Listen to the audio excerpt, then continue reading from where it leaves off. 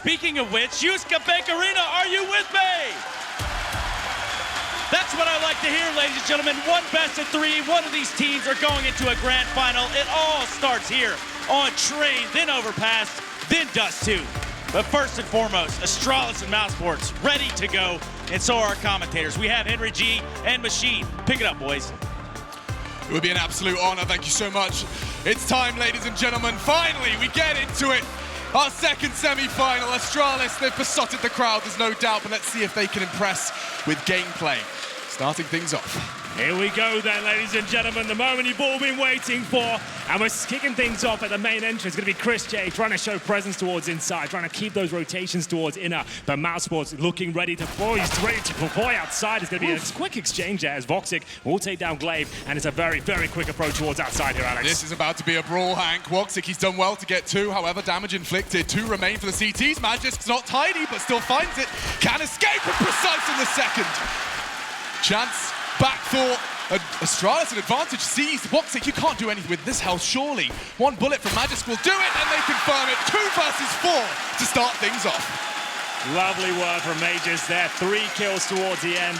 We saw it build up. We saw how Mouse wanted to approach that situation. They had Chris J showing presence towards inside of the lower ramp, just flashing a bit of ankle once again, trying to bait them towards the inside play. And he's had 4 teammates towards main entrance. Couple of smokes deployed, flashes over, but Aegis was more than ready to deal with that. It's going to be clinical headshots delivered on all fronts here as we get into the second round. Of course, the force spy coming through. It's 1-0 to Astralis, but we have got 4 Deagles and a scout.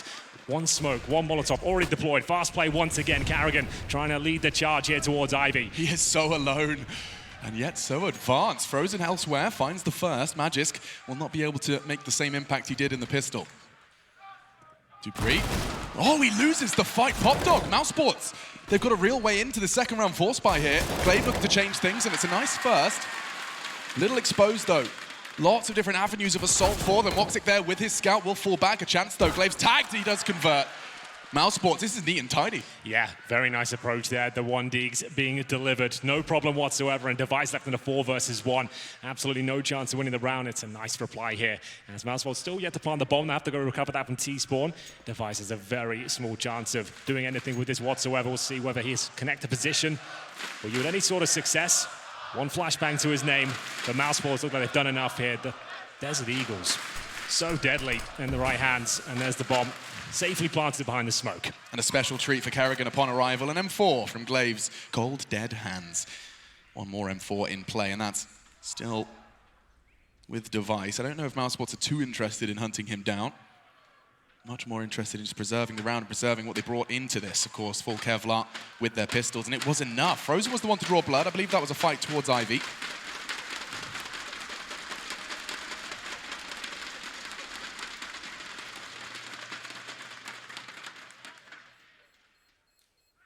Well, it's going to have to be the force spy back in response here. Device will hold on to the M4. We go 1-1. Kerrigan, big smile on his face.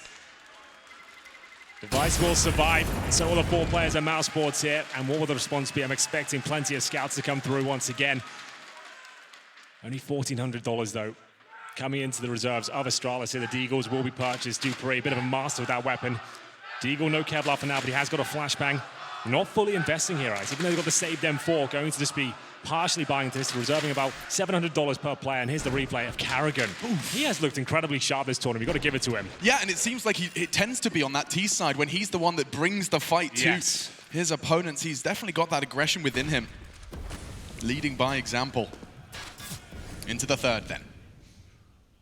We'll see Device pushing up close towards main. He'll be applying some pressure, bringing some aggression with the only rifle, the only Kevlar.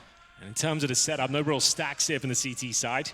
3 players towards the A-bomb side. Zipex and Glaive to patrol towards inner, and Device, he knows he has to be active here. He needs to look for that first frag if possible. Not the best position. He tries to fall back here. 2 players in front of him. Flashbangs being exchanged now. A rotation from Glaives. They 4 towards outer as Chris J will make his way down the main entrance, looking for the first kill, working in tandem here, but it's Dupree and Device. Finding those initial kills. Roth answers back, but still Device in a decent position. Goes down to the 3-on-2. Frozen down to 25 HP. Gosh, Frozen. Not much more he can do with that. Another warning shot from Magisk. After about, I think, 3 layers of train and concrete. But a warning shot nonetheless. Already found 1 crucial frag, has the Magic Boy. time for Watzek and Frozen to work, and they have swapped the weapons around. It makes a lot of sense. Watzek, 91 points of health. And silence falls in Odense. 40 seconds remain. One smoke, and Watzek, he knows he has to deliver here. Still a good chance he can win the round. He's got the firepower, but he has taken a bullet to the face. No helmet, will survive. Down to 14 HP, 2-on-2 now. He just waits towards Ivy. One bullet, and that general direction will be enough. There's Frozen. Watzek down to the 2 versus 1 now, 15 seconds remain. He hasn't got the bomb either. It's recoverable, but it doesn't look like he win this round. Good shot, though. The wallbang towards Ivy. 1-on-1. Can he finish things off? He drops down. No time, no bomb. He has to hunt Zipex. He's not going to give him the fight. Wow. Back and forth we go. Both teams demonstrating their power with a limited buy. They only brought one M4 into that, but he only took one. I mean, the credit goes everywhere for Astralis. Yeah, it was Dupree that opened things up, and then a second kill from Device. We saw him patrolling towards our main entrance, but Dupree, he gets the Deagle headshot. Remember, they didn't even have armor into this one as well, so he's actually on the bomb train, looking towards Pop Dog, takes Kerrigan down. Lovely shot from himself there, and mousesports, they'll have to respond very quickly here with the AK-47s. They have got a Krieg in the hands of Kerrigan as well. Bare bones utility, a couple of smokes, make it 3 now. Money not too bad, I suppose, but Frozen just to the Desert Eagle. Chris J with 3,400, considering his options here as we take the first tactical timeout. It's actually on the Astralis side. Yeah, interestingly enough, I mean, their money absolutely not ideal, so they're going to have to crunch the numbers. And I suppose they know a force buy is coming back in response here, and it's going to be a hamstrung purchase, as you just mentioned. So they're only going to get 3,250 for winning the previous round. Only one player survived, so they'll do what they can with this. And all from Aegis, a scout for Device. Same story for Chris J, an absolute master with the weapon. Round 4 coming up, a very important one as well. Whoever picks this one up will be forcing their opposition towards eco territory. And we get into what's the approach from mousesports here. They don't want to change the pace up. They want to go for a set piece. We saw plenty of those towards inside against EG yesterday. It was very, very effective. Rops alone towards Ivy for now. And 4 players of Brown Hall, so the latter looking likely. We know their smokes are very good. Their flashbangs are effective. Zipex alone towards the area for now. Rops often left to his own devices in mousesports, and that is just credit to him, his skill set, and what he's managed to develop into over this course of his rather short professional career. At the moment, no poking and probing for information from the CTs. Rops, on the other hand, is considering something. As the smoke fades, no fight given. Yeah, he has no utility though, so he's just going to look for a dry peek here, see if he can take one down. His AK-47 has looked sensational in the last couple of days. A little bit of damage inflicted, but overall, that's going to be the cue for mousesports to make their way towards inside. We said Zipex is alone, but rotations are coming through. Yeah, he's moving his mouth, and, well, he's been removed. Taking control of the site. Device immediately catching one back. A chance for a second. Kerrigan precise with a scope of his own on that Krieg, and a chance for a second as well.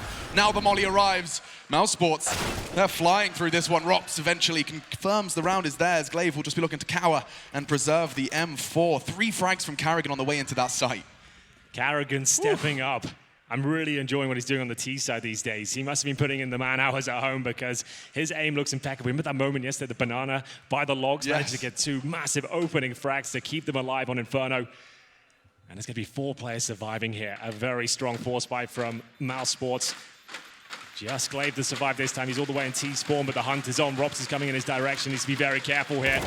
We saw Zipex alone towards inside, unable to get a single frag there, enabled Kerrigan to get right down towards the connector. That's what you want to do towards inside. If you get a trade or even just a clean opening kill like that, you want to be smoking off connector, getting all your manpower towards the back of the bomb site, deny the rotations. It did just that. That was very impressive indeed. We go 2-2. Glaives saves the M4, but once again down to just the first stage of loss bonus here, so $1,400 per player. So Dupree, Zipex, basically broken here. They're going to be double eco regardless, so might as well take the force at this point. They have got the M4, and we have got a slight technical issue here. Could be a scout for Deve, but mousesports, this could be their chance to break it down. And actually, you know what? Why don't we get Chad involved? We've got a little bit of extra time. Let's see what Chad can break down at the tactical timeout. All right, boys, so just a note on that round right there, we had Rops going for contact over towards Ivy here, and this draws the rotation of Device. So we're going to play this one out. You can see as he pushes through the smoke and he takes contact just here with Glaive, Device is immediately going to start rotating to help his teammate in yard. Then the explosion from Kerrigan and co is going to come into this inner bomb site and put all the pressure on Zipex, who's left alone. Device is in limbo, and that's how they're able to get control of this bomb site so nice and easy. That's a good start from mousesports. Things are looking good, and the morale in the camp looks up. So let's get back into the game. Thank you so much, Chad. Yeah, he's dead on there. It's normally actually Kerrigan that's actually presenting those sort of plays. The sneaky sort of lurks towards Ivy, trying to pull rotations over. And we normally talk about the in-game leaders doing that because they can get that quick call, the information they need before the cue is given to go towards inside there. But Robs, great job. Didn't find an initial kill, but he definitely drew the rotation out of the inside bomb site. And you can totally understand the thought process as well of changing that to be a Rop's role. You saw him doing it, of course, in apartments towards their T side of Inferno. Sure. But when you give a guy like that freedom, it's a very easy way to manufacture freedom quickly. Just saying, look, you're going to lurk Ivy, because then it becomes down to his own judgment, his own game sense, and he's not quite as rigid, locked into the execution. Yeah, especially when he had no utility as well. All Roth could really do was walk down there and fire off some bullets, but it was a very defensive hold from Astralis. They didn't have key information as to how many players were there, had to take that call that there was a few players potentially towards Ivy. Device rotates out, leaves Zipex high and dry at that point. And it is Voxer who's just got a slight apparent sensitivity issue. We know he's got a very high sense. Maybe the server not already keeping up. Yeah, maybe. He needs to get the trackball out, give it a blow.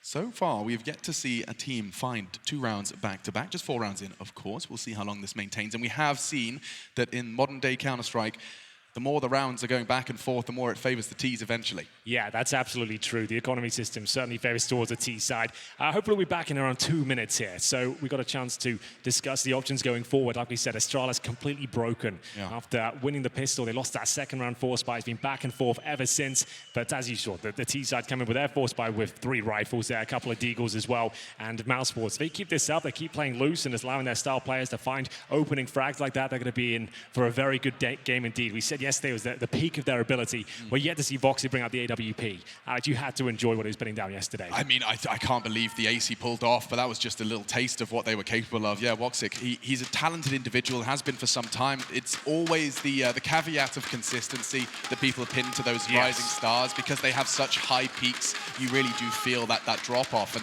And someone, stark contrast to that, someone who kind of, I don't think has ever had inconsistency pinned to him is Device. Admittedly, not his average performance here in Odense so far, but he tends to step it up when it matters, and it doesn't matter more than the semi-finals here on home soil for Astralis. A quick reminder of how they got here, by the way, if you're wondering, if you haven't been able to follow the whole tournament, I don't blame you. We've seen mousesports pick up victories versus the likes of Renegades, of course that's now, or ex-Greyhound Gaming, 80k, but the biggest scalp of all was yesterday, Hank. Of course it was. Evil Geniuses, and a 16-0 to close things out as well. I haven't casted one of those in a very long time, let alone in a quarterfinal as well. What a performance that was. It looked like they were actually back online, EG on that second map of Inferno. We thought, okay, well, everything's starting to align for them now. We're starting to see those big names turn up, but then it all just went horribly wrong, and everything perfect for mousesports there. Chris J towards outside, especially a player we haven't really mentioned so far. He's in impeccable form right now, a player that keeps on delivering year on year, it seems. A household name at this point, and continuing to look fantastic. Yeah, not just yet here on Train, yet to frag alongside Zipex. 2 players yet to get off that starting mark. So many more rounds to come, and we thank you for your patience here. Just wanting to make sure everything's sorted, getting Device back into the server. And I think it was Watzek as well, still resolving his mouse issues. There's Device, actually. There he is, I found him. That's where he is. Get him back in. Get him on the stage. Astralis and then Rent. Yeah, I like that. I mean, sure, get your priorities right. If you want to sleep on the streets in pursuit of a fandom, go for it, man. Just a note as well, these technical timeouts, the teams are not allowed to talk to each other. You have to sit there in silence. Can be a little bit agonizing at times. Nothing to do. Can't really move on the server. You can just spin around a little bit. That's about all that's on offer. But right now we have 9 players on the server. Voxik, another mouse issue for him. Maybe Chad Birchall needs to send him over a few more supplies, it seems. Oh, God, yeah, I remember that. Mouse gate over in Berlin. A broken mouse. And I think what was so impressive was Watzek actually managed to kind of keep up with the random mouse he was given for that series. That was always something that I didn't, celebrate at the time, but I think upon review, an impressive feat, considering just how players are obsessed with the nuances of the peripherals, minor adjustments, their monitor settings. There's so many prerequisites before they're ready to play. Yeah, there's a lot going on, a lot of moving parts, that's Yeah. for sure. You want to make sure everything feels absolutely spot on, and what we can tell, it's a sensitivity issue. That's all I could really gather from the in-game chat there. So hopefully Watzek will be back online any moment now. We want him to be ready to go. His sniping is very fast, very precise, and if Device starts turning up as well, that's going to be one hell of a battle on an orb-centric map like Train as well. Yeah. We want him to get warmed up. We want him to be fired and ready to go. And so just to kind of, let's take a more of a wider stance when discussing AWPing on Train. I just want to try and get my head around it, because we talked a little bit about it during that EG series. We talked about, where do you put that AWP, what are the avenues Cirque could have used, and a lot of the conversation leaned towards, typically heading towards the Ivy side of things, but then also those aggressive looks towards the brown halls. I've seen some incredible impact from the likes of Zywoo, Simple, with these, I guess you could say, once or twice a half plays. The AWP is so interesting towards the inside bomb site. You'll see the T's Molotov towards upper every single round because it's just too valuable in terms of real estate on the map. If a CT AWP gets set up there, they can actually allow themselves to have 4 rifles towards outside. So you need to make sure you patrol those areas. You'll commonly see an AWP towards the lower ramp as well, and that shotgun style. Device will be doing that a lot in this game. He'll be moving around, just trying to be dynamic. That's the aim of the game here, and we'll see whether he can start delivering. For now, though, there'll certainly be no AWPs on the CT side, and he saved 1 M4. That's about it as we just get ready. It looks like we're actually back into the game, Alex. Oh, Odense, are you still awake? You still with us? Looks like we're ready to get back into the Counter-Strike. A quick recap of how the previous round went. 3 kills from Kerrigan, a precise first onto Device, and then just mopping up in order to throw Astralis into this circumstance. It's not pretty. Clutching on to whatever they could find, whatever they could muster. mousesports clear advantage, looking to be the first strung together set of rounds, and wow, Frozen does find a way in. This looks like a fast one, straight out from Pop Dog. The flash is not going to be stopping Rops as he tucks in on the E-box. Yeah, it makes sense. We know mousesports do favor towards that inside area, so trying to avoid the stack quickly towards outside. Nice shot towards the E-box position from Frozen there. Didn't miss a beat. And here comes Dupree with the M4. Does manage to get one, but he's shut down quickly here. And Roth, oh, he's looking so good right now. It's going to be a 4-on-2 Device and Mages just with pistols here towards the backtracks, both of them. And Frozen's patrolling that position. I don't think there's much of a chance of finding a kill. That'll be confirmed by Robt as he gets his 3rd in the round. Device, he'll pull one back, but they know exactly where he is now. Kerrigan will seal the deal. It's going to be 3-2 mousesports, and that was an investment from Astralis, but once again, didn't fully commit. They're going to have about $500 left over after that buy, but it's going to be an eco going into round number 6 here. I mean, Astralis, they've already proved it in this game, but I can't help but reiterate that Astralis are the scariest team on these flimsy buys. That's true. Like, it's the combination of the mechanical skill, sure, but also the coordination. They do so much with so little, so consistently, but it doesn't get much more little than this. 5 USPs, no armor, and mousesports poised to collect their 4th. Yeah, not really much you can do with this whatsoever, I'm afraid. You can normally stack a bomb site, hope for a couple of kills. They've gone for 4 outside. Zipex alone towards inner. No nades, no armor, no upgraded pistols whatsoever. $0 invested in round number 6. So it should be a foregone conclusion for mousesports to pick this one up. They've got themselves a UMP for Chris J, so presumably he would go in first to any key choke points here. You can see him posturing outside the main entrance for now. And you want to take your times there, as you mentioned. Teams like Astralis, sure, they might have USPs, but they'll find a couple of kills. They'll find a way. Yeah, they'll make it costly, and with shots like that, a frag already going the way of Astralis. Chris J looks to mop things up, and it does look like an effective clear. Device smoked off. They'll take their time with this plant. You can see it's even loose now on the site. They want to be very, very thorough. Towards the backtracks, they stack. Rob's responsible for Pop.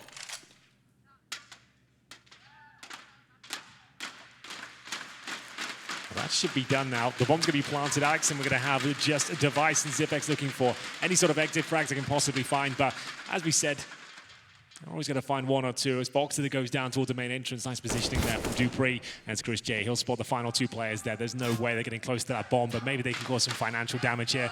Waiting for any opportunities for just taking bullets in return here. At range, I think the AK will be taking down those USPs, no problem. Chris J to confirm things. He's on the board now with 4 kills in round number 6 there. But here come the AWPs. Did I see 2 of them there? Device has got his. Wouldn't mind seeing a second. The Watzek versus Device AWP duel. It was a real conversation over on the desk. Whether or not you get to see it is a different question. There is a secondary AWP here. I think it's going in the hands of mousesports as well.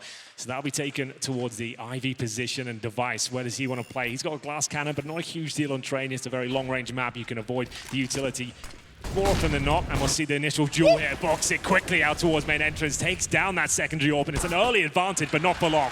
Glaives snatches it off and shows Magisk how it's done. Quick frag in return. Love the aggression from mousesports. Look how much control they've managed to take so early. They can hit the brakes a little bit, but the fights are coming to them. Zipex onto Kerrigan. Advantage now once again in Astralis' hands and extended. That's the bomb. Roth has managed to get the frag on the inner side, but what does it mean when the bomb's loose in front of Dupree?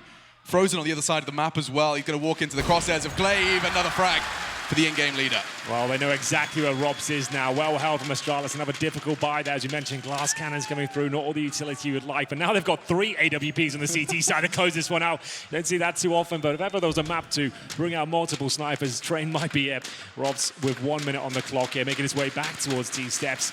Bomb is down towards Olof.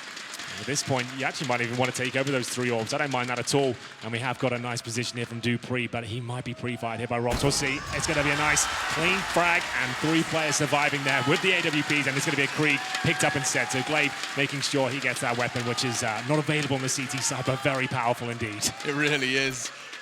Let's see this again from Watzek, straight out ahead of all of the utility. Astralis were throwing flashes, Molotovs. Watzek caught just as he crossed back to cover. Kill that confirmed it. Glaives onto Frozen. The two of them, Rops and Frozen, so split. There was no impact they could have. And so in we go. Round 8 of our first map of our second semi-final. They've patched up the holes of their previous buy. And Watzek going aggressive again. This time a stance towards Ivy. Yeah, it's all around the AWPs at the start of the round here, and the AG does a ton of damage there towards Ivy. 3 players critically wounded. That's Frozen, Kerrigan, and Chris J. Now in one-tap potential for the M4. That's a very valuable grenade being thrown. Roth has made it down towards Popdog here, but here comes a flashbang. Is that the alley-oop for Dupree to swing through? It is. The Rops ready and waiting. The flashbang was spot on, but they took a little bit too long to get in there, and it's going to be another opening pick for mousesports. They're finding these consistently.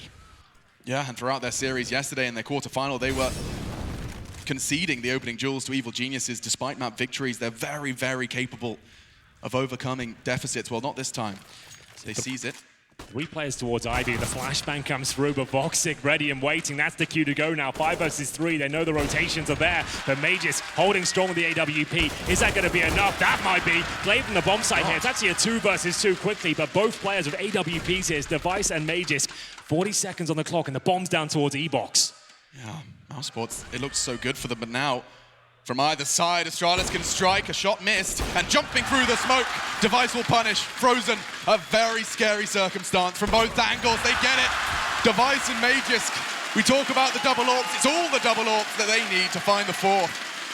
That was a 5-on-3 as well. Jeez. Showing the sniper potential there. Very impressive scenes from Astralis and mousesports. They did everything right at that point. They had the opening kills. They slowed it down. They went towards Ivy. They tried to come out together, but stifled by the smoke. Couldn't find access outside the Ivy position. And now they find themselves in financial ruin. They have $2,000 on Frozen, $3,400 for Watzek. And I don't think there's much of a buy here. A partial at the very most, as they'll bring out the rifles in the next. I really, really love the proactivity from Magisk there. He knew he had to make a play, so he goes straight to that tight wall, takes that fight, has the opportunity to escape as well.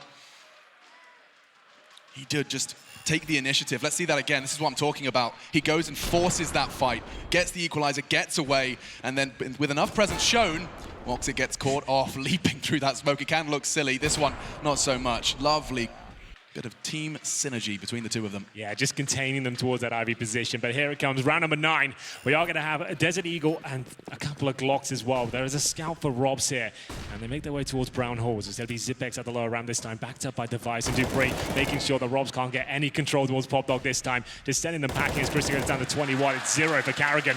That's going to be Dupree with that first frag, no problem whatsoever. Flashbang assist from Glaives as well. Great teamwork. I want to consider falling back now and make sure they can't pick up any sort of rifle here. They've confirmed they're on an eco. And in terms of utility, nothing available for mousesports here. So how do they even find a frag? Could be off the back of Rops' scout. He's got 8 frags already. Good to have him online for the mousesports fans. But this round does look like too tall of a task. Yeah, all they can really do is just group up towards main entrance and hopefully bait out an AWP shot with a bit of a jiggle peek here. But the AG's coming through. That's going to do a load of damage there. Hello. Oh, it hurts, and May just makes it hurt a whole lot more. Dupree Hasn't moved a muscle, still finds another frag. And just Watzek with his Desert Eagle and a dream. Bomb on his back and some room to stretch his legs. He'll have a slow and methodical meander through the extremities of Train. Glaives likely to be the one responsible for holding this line. Has to be so good. One shot's all he gets. Nope, doesn't even get to pull the trigger. Well, there we have it. It's Astralis starting to stabilize now. 4 players survive once again. They maintain that double orb setup. Round 10 coming through, but mousesports, they'll be having a full buy as we get into the next one here. So, do we want to start seeing more set pieces? That's what they normally fall back onto when things start to fall apart. It's Astralis that look very comfortable. You see that HE usage now starting to come through, doing significant damage at the start and end of each round. Aegis looking very sharp. The orb as well hasn't really missed a shot so far. He'll bring that weapon once again into round number 10. No sniper for Watzek, so that does suggest some sort of set piece, a strategy here, and to deploy the initial utility. Smokes and Molotovs exchange. Dupree and Zipex actually up close towards the main entrance. That means Device should be at the lower round with the AWP here. Yeah, he is. He'll be responsible. No one going just yet on an investigation. It'll be Rops later. Out they go and into the clutches of Zipex. Fully flash. My God, Dupree, he ate that and another one comes straight in. Still through the flashbang. Dancing No. Chris J. That's unforgivable. Watzek does manage to find the equalizer, but still 3 versus 4, a disadvantage for Mouse, and even more so now. Magisk has found another orb connection round after round. He's making it work with the secondary orb frozen. Walks straight on into Glaives' corner, and Mouse, this is a couple of rounds on the trot now where they have not had a way in whatsoever. Yeah, looking a little bit clumsy on their final commitment there. You could see the smokes weren't really there. The orbs had full vision. Flashbangs weren't landing. The trades, certainly not for Chris J. He actually had a perfect opportunity to find that second kill, but didn't happen for him as Roth will be left in another agonizing situation. 3 versus 1, bomb down. He has got 40 seconds making his way back towards Ivy. Couple of flashes to his name. But Mage is waiting with the AWP. Should be able to take him down. He'll be aware and Orb's watching his position, but nothing he can really do about it. Aegis will confirm things there. He's a bit of a star sniper, this kid. He is. He can do it all. So that was the full buy from mousesports. Haven't had a bomb down for a while now. 4 rounds in a row for the Danes. All by virtue of kills. So partial buy once again for mousesports. I think the inside play has to come through here. That's where they found success, right? That's where they broke through. They did, of course, as Chad perfectly highlighted. They did it off the back of a fake from Ivy. Frozen's on his way there, but they are actually getting straight out again. Kerrigan leaping through. Not contested just yet. Flame forces Glaive forward. And Dupree catches a glimpse off the ladder. Watzek does leap, and now advantage and extended again. Kerrigan. He's bringing all of those entry frags in for his squad. Frozen can't do much. He's burning alive, and Magisk cooks him. Rops in response. This looks the best so far for Mouse, and it's Zipex starting to change things. Only going to get the one.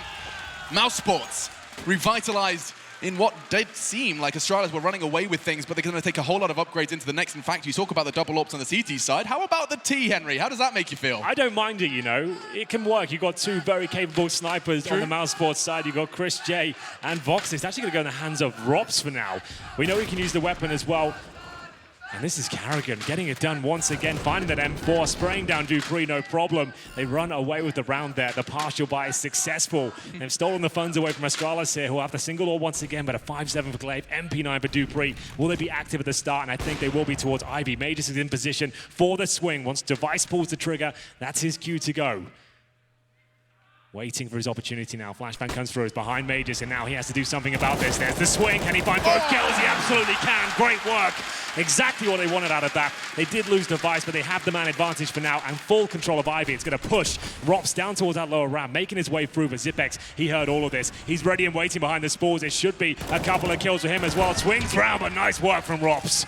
They have a chance, they have time, and they have managed to retrieve that bomb. Chris J, that was his mission. Step 1 complete. The next, find 3, and that's a chance. Ooh! Misses it. The flash obscures his view. Another smoke to enable them to retreat. They have pulled that rotate over, that's for sure. Cognizant of a potential flank. They're going for the boost. Man, that is ambitious. It's not unlikely. Oh, it could work out. If he goes up that ladder. Crowd wants it. Not to be. Astralis, such a restrained squad in these situations. Yeah, not giving anything away, that's for sure. Glaive positioned by the lower ramp. Dupree in the connector to handle both positions here. Now Robs has a bit of an advantage, but Chris J certainly doesn't. That's the bomb going down. They don't really have to commit to this, but Robs continues to hit impressive shots there. 2 kills of the AWP, but not quite enough. We go 7-5 in favor of Astralis here. That was a difficult buy for them as well, entering the round with 5-7s, MP9s, managing to answer back, no problem at all on the CD side of Train, but this was such a wonderful setup here. It was Device, like we said, as soon as he pulls the trigger, that's when Magis comes online, manages to get the double kill as well. As soon as he takes down Frozen, it's the AWP up against him. Watzek misses the first shot, and then he's just instantly dead. It couldn't have been better. The fact that Magisk was ahead of the flash as well, I mean, he didn't have to move a muscle. They flash off Device, he fires the shot. It feels like all the sound cues are there, that this is going perfectly for mousesports, but yeah, the fly in the ointment was Magisk. Well, they did manage to win the partial buy before, so they still have cash available for round number 13 here as we get to the bookend of the first half. We're going to have a couple of CZs, Kriegs, and the AWP, but they've won rounds of a lot less on this map alone. MP9 still for Dupree here. A perfectly serviceable weapon towards that pop dog positions where he usually plays. He just won 4 out of 5 opening duels. Not bad at all. Those have been with the AWP as well. Can count on him. He's still got it coming into the 13th. So it looks like a bit of a change-up. Same start, and actually, are they flying out again? It doesn't look like they're going to be committing in the same capacity, and that nade does great damage, chipping away, making the job of those CZ75s a little easier. Yeah, Astralis getting a taste of their own medicine there. Boy, is it bitter, and will be HGs delivered towards the outside bomb site. And it's the inside execution. We saw this so many times against EG. It was very successful, so I don't mind it at all. But the problem is they have to do this within the next 10 seconds or so. They have no map control whatsoever. We have got Dupree actually in the main entrance as well, so rotations towards inside, very likely. 3 CTs here, flashbang deployed. Xipex's chance to shine, and he's delivering. He gets both the frags there. The bomb's going to be planted, and it's going to be a clean sweep of the looks of things here. No problem whatsoever for Astralis. Well held, well read, and it's all down to the position of Dupree there. He doesn't get a single kill, but he gets that key intel we talk about so much. Sat in the main entrance, pushing towards T-spawn, saw no one there whatsoever. They had 3 players ready and waiting, and they're not just sat there holding angles, they're waiting in crossfires, flashbangs in hand as well. As soon as that flashbang's deployed, Xipex knew he had 2 kills all day long. Didn't even have to be too precise if it could take all the time in the world in this one. Look how blind they are, as it will be Frozen and Kerrigan removed. Sporadic spray finishes off lovely too, finding the heads of Robs and Chris. And so it's 8 now for Astralis. They have managed to really claw back into the CT side. Mouse probably not too dissatisfied with 5, 6. This hunt does seem like it's going awry very early on. Chris J's been toasted. Kerrigan, Glaives committing to that UMP spray, and he's been punished for it. A chance perhaps for Kerrigan to get back into this round. Xipex was tagged towards that bomb train, but perfectly preserved by Dupree. Boosting in the pop dog room, trying to look above that smoke. They have 1 flashbang remaining, up against 3 AWPs once again. Device, Magisk, and Dupree. A scary prospect for the international squad here. Just a couple of rounds remaining. This one not looking very good at all. Still have the bomb in their possession. A minute on the clock here. It's been a very slow game so far. Lots of saves. Dupree, slight gap in that smoke, trying to see if he can spot any kneecaps. And mousesports are waiting for any impatient CTs to push, but that's the wrong team to wait for. Astralis won't be coming anywhere near it. And that's what he was waiting for, Dupree. A perfect collection. Xipex just going to be showing presence and continues to have Dupree dealing with everything, just flying around the trains. 3 frags, round 1. It will be 9-5. Just a question of time. It's been Robs, Watzek, Frozen. They've all been thrown into these impossible clutch scenarios, and that's just been the early impact from, we saw Magisk 4 out of 5 of his opening duels. Everyone on Astralis has been finding great success at the start of these rounds. Mouse, the few times they've had that advantage, it's looked great, but it doesn't seem like something they can replicate. Well, remember, they were 4-2 up at one stage. After losing the pistol, they had that second round force buy, then they carried that momentum on, but now really starting to slow down here. Frozen actually had some great access points to this first half. He actually looked very good at coming out of main entrance, taking down some key scouts, but he's still sat on 5 kills now. Hasn't really done much in the last 8 or so. As we get into the final round of the first half here, 3 AWPs on the CT side. I'm sure they've got a M4 and CD spawn to transition with, but Magis going to be challenged once again, gets his 16th frag of this half. Looking for the second as well. This guy is just playing out of his mind right now. 5 on 3, as quick as you like. He could get a third here as well, a second chance. Repeats into him. Magisk is doing it all for Astralis. My goodness! Another quad kill lives up to the name. It does look magical. He's not going to be getting the ace. Denied as Rob still fights on. Even the observers believed in it. Rob's going to be hunted down. It's Glaive from heaven. 10-5. A graceful finish from the Great Danes. It's not looking good out there for mousesports. It's their map pick. It started off very well with that 4-2 lead, but they start to crumble towards the end. It's a triple orb set up to close things out. 10-5 a half. They're going to have to wake up in the second.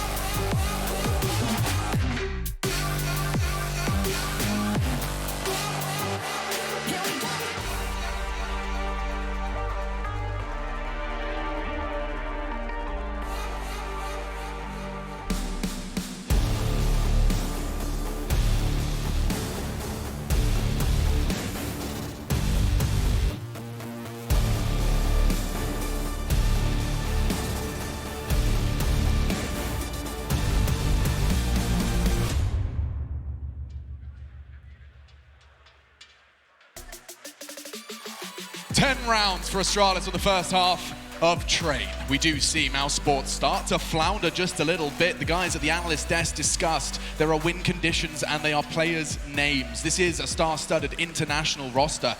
Frozen, 5 frags in that first half. Chris J, they called him a win condition, a catalyst to the success of Mouse. 5 for him as well. I'm Machine, I'm joined by Henry G, and at the moment, it does seem like there is somewhat of a technical hitch on the stage. Watzek just looking to get his peripherals fully operational. Yeah, it seems like him and his mouse have had some issues. It's a over the last love-hate year. relationship. Yeah, I'm not really sure what's happened here, but hopefully we'll be back into the action very soon. We can break down what we saw in the first half there, Alex. It wasn't the same team we saw yesterday. mousesports, they started off great after losing the pistol, that second round forced by victory, but that is the point I really want to touch on here. The only rounds they really seemed to pick up were the CZs and Deagles, right? That's a good point. When they had a couple of AKs and Deagles, that's when they looked looser. They looked up for it, and they actually let their star players get stuck in and find the shots, mainly Rops. Though then when it came to the gun rounds, they seem like they're a little bit timid right now, a little bit cagey, and I'm not sure why. It's not the same team they were playing against Evil Geniuses. No, because they were playing with this true. Well, I mean, to be fair, we did kind of say that it was 5 players peaking at the same time. Perhaps it can be dismissed just like that. That's what we said in the pregame, Yeah. right? I just don't think that's going to be replicated ever again. That was it. Crazy, the performance they put down. Yeah, and you know what? When you're Evil Geniuses, you just have to shrug your shoulders and say, wow. Exactly. I mean, this is what you truly are capable of, but do it again. We never commented once saying that EG are just doing this wrong, they're approaching this in a bad way. They really weren't. They're doing everything they normally do. It was just mousesports nailing every single shot, pulling off every single clutch. And speaking of which, we haven't really had a monumental clutch in this first half so far. It's been very standard Counter-Strike in terms of slow-paced defaults or fast aggressive plays of exchanges. Hasn't come down to a moment where, wow, he might be able to do this in a 1 versus 2, for example. Yeah, it's been these kind of 40 seconds on the clock, and you're walking towards Ivy with a Deagle thinking, all right, well, I'll have a go. But they haven't been able to make that same impact and get Astralis sweating after the first, 6 rounds of play. Testament to that is that they didn't get the bomb down the last 9 rounds of that half. Not a single plant. They didn't even get close to one as well. There was a couple of moments where it was like a 2v1, but the bomb was down towards E-Box. They had one player towards Ivy just trying to get through smokes and flashes. It looked like they had absolutely no chance. But a player that did have a lot of chances was Mage's boy. He actually got 19 kills in that first half there. Not known to be a primary sniper at all, but he was leading the charge with that weapon. That was absolutely fantastic. And finishing things off with a triple AWP setup as well. You don't see that too often, but sometimes you do on train. There's a brave fan out there. I love it. We're all family here. It's all good. You wear that jersey proud, my friend. Yeah, absolutely. He's here to cheer for the mousesports boys. But absolutely, Astralis, that grand final in their sights. And the first map does seem to be going their way. A shift required. Map pool, for those of you that didn't quite catch it, it's trained to start us off. That was the pick of mousesports as well. So Astralis, this is a map in their map pool that's been discussed often, that a lot of teams aren't sure to, when we talk about Liquid Astralis, they say, what about Train? Of course, Liquid don't play it, but how far down in the Astralis, map strength is it? Seems that they're making a pretty solid case for it. We'll see what their T-side looks like. The thing is as well, sure, it wasn't the best showing for mousesports because they had that decent start with those 4 spy victories. 5 rounds is enough. On your map pick, you'd be comfortable going with the CT side. Sure, you might require a pistol round against the likes of Astralis, but hopefully we'll see them turn up and we'll see whether they can actually perform at the level we've been expecting. And expectations are absolutely high for this semi-final. Still awaiting confirmation as to the tech hitch, but a reminder of how this half started. This was a 2v4. Magisk, he really did start this whole map off and maintain a level of form that is a necessity at a semi-final. Let's look at the Magisk highlights. This feels like this is almost all him. This is the first time Zipex got tested on the inner sight. He gets 4 kills here. All the time in the world for the second, and then a fresh mag for the remaining 2. Lovely stuff from Astralis. I was surprised the mousesports didn't test that area a little bit more. I think they were scared off after that particular round when Zipex just mowed them down towards lower round. They were so blind. They normally get comfortable towards the connector position. They get a bomb plant down, but really didn't cause any damage on that side of the map, apart from that one time where Zipex was alone with the M4, got taken down, and that was the round in itself. But this is a wonderful moment from Aegis. 4 kills of the AWP. So active, so aggressive, making sure he nails every single shot. Was on for the ace there. 1 shot away from it. Didn't quite connect in the end. And it will be 10-5 at half, though. The mousesports switching over to the more favorable position of the CT forces. First map of our best of 3, second semi-final. Gosh, yeah, you can't help but feel for the players as well. All of that adrenaline, semi-final, you get yourself all hyped up, conceding and left to linger on that first half. You can't speak words. I mean, you can see lips locked during a tech pause. And they've been here before. As you mentioned, the Berlin Major, we casted a few of their games where Watzek had issues for what felt like an eternity. We were filling for what, like a good 45 minutes or something at that point. It was us as well, wasn't it? Yeah. We seemed to bring the curse to him. And I think from what I can see, it's the same mouse he was using before. So might want to consider maybe changing things over. He's definitely got plenty of spares. I think it's more of a hardware issue. Good to see all of that Astralis gear. The fandoms here, they've been working on their chance as well. What's the new ones? What have they got for Well, the us? original was Let's Go Astralis, Let's Go. It's not the best. It's not, but I've heard a couple of you know, new, fresh takes. When are we going to get the proper, like, the songs, a chance, you know, like something that everyone knows and can sing along to? You know, I think that the football versions, they all stemmed from the fan buses, Yeah, right? that's Like I said, probably right. it's people that would all get on the same bus and they'd have 4 hours to get creative. Yeah. So I think that perhaps we need a couple more esports team buses, you know, traveling to those events, coming up with maybe printing out some sheets. Like Yeah. church, you know, used to turn up. All right, everybody, turn to page songbook 8. We're going to be doing of the Astralis Symphony. Well then, they are the defending champions here at Odense, and they always get their crowd fired up. We're looking to do just that in the second half, as hopefully, I'm going to look at the chat logs right now, Alex. I think we're seeing some positive chats at least. Oh, maybe not. It's kind of middling between good and bad right now. I think they're saying that they think they know what the issue is, but they're not sure how long it's going to take to resolve. Oh, that's always fun. That's always one of the worst things to hear, actually. You know, hearing it. Yeah, we know what's wrong. We just can't fix it.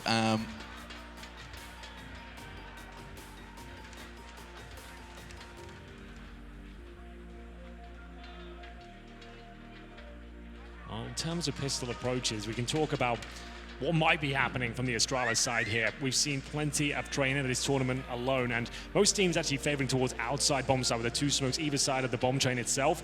Historically, though, inside is normally the favored position because you can always guarantee the plant there. You can trade out a couple of kills normally and just at least get a bomb plant down. And today's game, with the economy system the way it is, just a bomb plant, the pistol is very valuable. If you get that down, it means even if you lose the pistol, you're able to actually buy up in the second round, and we'll see if Astralis have that in mind. I can see at least a little bit of the utility coming through. They've got a smoke, a flash, and a PT-50 for device. He's also got armor as well. Right. So that's going to be instrumental in success on a map like Train. We see it on Dust 2 a lot to go long and actually challenge the USPs and device. He is very well versed at that pistol, so look out for that. Yeah, I mean, when you upgrade from the Glock to the P250, you put some Kevlar on it, you are doubling your range, your effective range from the Glock to the P250. It's a wise investment, especially for the long fights you can take on a map like Train. Learning a lot about what Astralis have been up to on Train recently. It's interesting as well that Astralis and mousesports yet to face with these 2 iterations of their roster, so there is that unknown entity effect. Whether or not they're going to be too unknown, I'm not sure. Plenty of demos for Zonic and Glaives to trawl through. Yeah, I think that's the problem because mousesports, they played this map yesterday. I think they're inside their own heads a little bit too much, maybe thinking that they've been counter-stratted almost, and they've been having to change things up. They can't play the same game. I'm not sure that's the right approach here. I feel like the team yesterday looked so dynamic and so assertive with their plays they were making. Remember, every time the opposition would take a tactical timeout, Kerrigan knew what to do. He would just go on the other side of the map, completely dismantle any ideas they had on repositions or realignments on the defense. He was so good at that. But like we said, 5 rounds, it's enough. It's certainly not ideal considering up against Astralis here on your map pick, but on the CT side, it can be absolutely fine here. Not as CT side as it used to be, admittedly, with the Creed coming through. And have we got any more information here, Alex? Is there anything more at all? I've been keeping an eye on the chat. It's actually it's a lot of fun to see the frustration starting to manifest. It's starting to come through. Oh yes, Astralis. You know, I see Magis just claiming it's the same PC, the same mouse, and it worked yesterday. You know, he's trying to be Sherlock Holmes about it, trying to solve this mystery. But it's only going to add to the fire. You know, fuel to the fire in the bellies of Astralis now. Frustration, they cannot talk. The momentum perhaps waning. It's a whole different ball game now.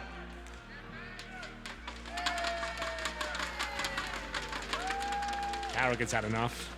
You know, Odense, the only thing that they can do right now is kind of stare at you or their screen. Why don't you give them something to stare at? Give us that cliche, whip out the flashlights. We've got to that point. That's where we're at right now. That's where we're at. Give him something to look at. Zonic, oh, he's giving us something to look at. Oh, he's got a weapon as well. Available now, I believe. Something for the players on that stage with their zip lips to stare at as the crowd, they've been here all day, of course, witnessing a fantastic first semi-final. My goodness, Fnatic versus Na'Vi delivered by some large capacity, getting to see so much Counter-Strike talent, especially given the peaks that both are hitting at this point in time, and Na'Vi falling flat of the mark. Came so far, did so much damage, but Fnatic proved too damn good. Well, Alex, you're a big fan of this crowd. I know you'd like to get to know them a little bit better, right? We've got James Banks down there. He's got a nice little interview with us. James, what have you got? Get ready. Get ready. Where is he? Oh yes, we're waiting just a little bit longer over here, but I'm in the area with all of these crazy fans going on. Now just take a look at this. This is a device that's close for the fans. I kind of like it. It's an interesting one to go that way with. But I'm going to sit and talk to you guys. You've got the front row seat to look at your beautiful Astralis over there. They're starting off really strong as well. Now, this is mousesports' pick. Does this just mean it's going to be an easy game once again for Astralis? Of course, always. Always. Do we think it's going to be that easy? We expected this. We expected this. Now, are you from Denmark as well? You're completely flagged up. I'm guessing so. Denmark, yeah. Whereabouts? We are from Viborg. Ooh, okay. There we go. It's a positive. It's a positive. Now, in terms of where we're sat, right? You've got the front row seat here. You've been cheering on. But what has this crowd been like? Because I know Astralis fans are pretty crazy anyway. Has it been an enjoyable experience? Yes. And what do you want to say to these guys, all the other Astralis fans, to make some noise, get everyone hyped up, get them ready into it? Kom så, lad os vise dem, at det er Astralis, der tager det her, uanset hvad.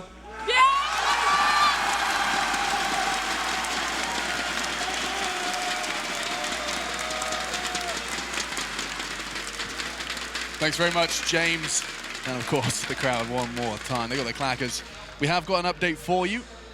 What is it, Alex? The update is... It better be a good one. Well, it's something. They've changed out the PCs, just going through the final stages, last checks, to make sure this one is ready to rock and roll.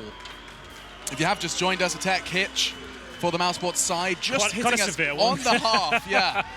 Hitting us on the half of the first map of our second semi-final here for the 10th season of the ESL Pro League Finals. 10 seasons, Henry. Do you remember season 1? I don't at all. That seems like a distant memory at this point. It was in Cologne, Germany, I believe. Were you there? Yeah, I think I was there for the second or third, I think. I think I came in on the third as well. Yeah. Probably when you did. Yeah, I think we arrived at the same time. But I was in the offices. I witnessed it going down. What was it like? What are your memories? God, it was just, yeah, when you look at where we're at now and how it started 10 seasons ago, I mean, if I'm honest, the Counter-Strike it's just got more and more advanced. Oh, Game constantly evolving, and I love it. Inspiration. A Glaives fan in the crowd. There's a lot of them out there. There's plenty. Considered to be the world's best in-game leader, and for good reason. His individual form has just risen over the last year. He said he didn't feel happy with his performance at the mid-stages of 2019, but then he stepped up his individual game, managing to pick up his first MVP as well. He looks fantastic right now, and hopefully we see a bit more action from him as well, because he's so fun to watch once he gets going. So good in the clutches as well. Everyone talks about Zipix being the clutch minister, but Glaives, he's right up there as well. A very intelligent player and instrumental to the success of Astralis. And what's so beautiful as well is that you have to remember that he's going up against the old leader of Kerrigan. And he's filling the shoes, the void that was left. It does seem like they're saying things are looking good. Watzek's rejoining the server. But just before we jump in, sounds like Chad's standing by with a bit of extra insight. Yeah, boys, a little bit of a longer pause here, so I thought I'd give the viewers an idea of what to look for with this CT setup. As you can see here, we're going to have Rops as the inside anchor. Kerrigan plays up close and personal towards team main. You've got Frozen. Oh, my little faces aren't going where they're meant to be going. So let's do this. We'll do X's. That's where Rops is playing, everybody. Kerrigan will be the second X up towards main. Frozen plays towards Pop Dog. You've got Watzek in the backline with the AWP, and Chris J swings around the map. One thing to look out for is this deep smoke that Rops occasionally throws from Connector that lands here to stop the inside push, boys. So look out for that. And I'm going to be very curious to see if they try and exploit Ivy, because in the past, that's something that Astralis have been leaving open. They don't really seem to lend their forces there too much. Are we allowed to chat to you now? Yeah, we can talk. We might as well. We might as well keep you in. We're starting to flounder a little bit ourselves. Okay. What did you make of mousesports in that first side, that T side? It didn't look like the same team to me. We didn't see the same sort of assertiveness or even synergy. Yeah, they didn't base their entire game plan off these two smokes that we keep talking about. They had rounds that came from success through there, but they were scrappy, right? It was Kerrigan pushing. He was getting down into this cutout area and finding kills there. It wasn't clean. No, it's worrying signs. No disrespect to Kerrigan whatsoever. We've been singing its praises when Kerrigan looks like your star player right now. Vox had some good moments too, but if Kerrigan's finding the lion's share of frags and rounds you're winning, that isn't good news at all. Frozen started off very well, but dropped off significantly towards the end. Yeah. I never thought I'd see the day, but I just saw mousesports are ready already in the Oh, chat. wonderful. I'll leave you to it, boys. Back to it. Thank you so much. All right, ladies and gentlemen, I'm not going to get you hyped up just yet. We're going to try and get some energy back in the room as I see the not ready come through. It's a lot of fun here. God. We are going to do our absolute best to maintain the energy in the room, the hype. It's going to come back very soon, I promise. We can only apologize for the technical issue. I actually think that the hype's going to be coming from the gameplay itself. That first half, it did lack the usual luster, and that's, of course, down to a real cagey mousesports, discussed, of course, by our analyst Henry and Chad. Magisk, and Mur. Oh, now, that's a funny one. that's a good one. that tickled me. I think I had that one on Duolingo, actually, last week. So, not quite ready to go just yet, but it is a good sign that everyone's on the server at least here, Alex. I Step don't one. want to get ahead of myself. I've done this many times before. Start screaming and shouting, and all of a sudden, another not ready comes through. I'm going to wait till they start moving. Yeah, I want fragging, actually, before I start getting excited. But I'm seeing smiles. They've managed to maintain it, at least trying to keep morale high in the camp. It's going to be a battle of endurance. I'll remind you, 10 p.m. here in Denmark. And Yeah, we're getting there. there's going to be potential for 3 maps to come over past the second, Dust to the third. It was Astralis that chose to take it to Dust 2 instead of Vertigo, which a lot of people were crossing their fingers and toes. We get to see both teams have proven their worth on the map over the course of the last few months.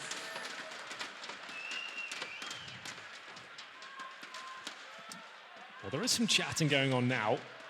Apparently a microphone issue at this point. You'll never guess whose microphone it is. No, don't say his name. I'm not going to say it. He can't have another issue. It can't be real. Well, we can confirm the buys at this point, at least. We've got something to talk about in that respect. So there will be smoke and a diffuse kit for Kerrigan here, 3 to the Kevlar. Chris J yet to buy. As you mentioned, that P250 is out and about. Ladies and gentlemen, I know you've been so patient. We thank you so much. It's the game you've all been waiting for. You are considered to be one of the best crowds in all of esports. Let's make some noise. Let's get back into the action. Half number 2 underway. Let's hope this pistol delivers. Astralis making their way towards Brown Halls here. He's got Mages. He'll be alone towards the Ivy position, trying to show presence here. We talked about his upper ramp position. Roth will be there for now, trying to get some vision, but here's the bullets on the other side. Decides to fall back. Yeah, I like that. No need for a Molotov. Just throw some Glock bullets down.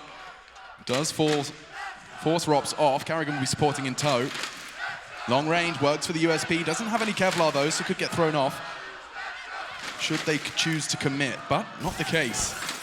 Zipex flash into the Pop Dog area, and they do descend. They're committing on this. He has the bomb on his back, and they are on their way. 4 members of Mouse await, and only 3 remain. What is that? 2 quick frags. Chris J's given it a good go as well through the smoke. Tagged up another. Just 2 now, as Watzek continues to chip away. Chris J precise.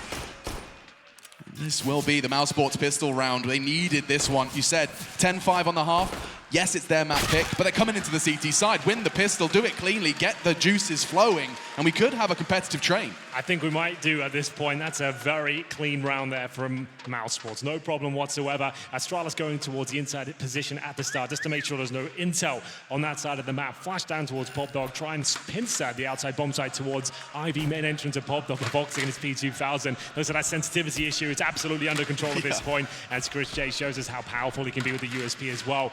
Just the one-taps coming through time and time again as you get into the second round here. Full eco for Astralis, Glocks across the board, no armor, and we've talked about it. Go towards inside. All you need is 1 kill, sometimes not even that, and you get a plant down. But Robs, he's a bit of a master of the inside area. He'll hear them going towards upper. He needs to find at least a couple of frags here to deny the plant. Well, he's managed to get himself not a lot. It's going to be Chris J, I guess, with 4 kills there, as there's a crater coming through. Not a big deal as they get the round done. Nice and quickly. It's going to be the AK-47s in round number 18 here. 10-7 or 2-0 in the second half, and the first gun round coming in. Magisk cratering as well. Let's see it from Chris J's POV. This is just the perfect weapon for the job. No armor, no issues. 3 clicks, 3 heads. Around then 4 mouse. So it will be the 7th. Now it's time for some resistance. What will be the first page from the Astralis strat book here on Train? Only divide. Well, they've let the bomb and T spawn, so suggests others be waiting to see if this sort of bonus round from mousesports. They've got SMGs for masses. Will they be probing for that initial kill? Doesn't look like it for now, to be honest with you. He's got Watzek towards the Ivy position. He's got the M4 in hand. Not necessarily challenging just yet. Maybe just patrolling that area with the Scope Krieg and device. He actually pushes up close. A little bit of damage inflicted. Gonna be throwing a smoke to the left-hand side to block vision here. Here comes a flashbang. Feeling like they've got control at this point. CT's falling back, and that's gonna be a difficult position for Frozen now. UMP, but he handles it well. The Incendiary buys him some time to recalibrate. Yeah, he doesn't get too flustered, and the response as well with the smoke grenade. He can just hold on the side of that.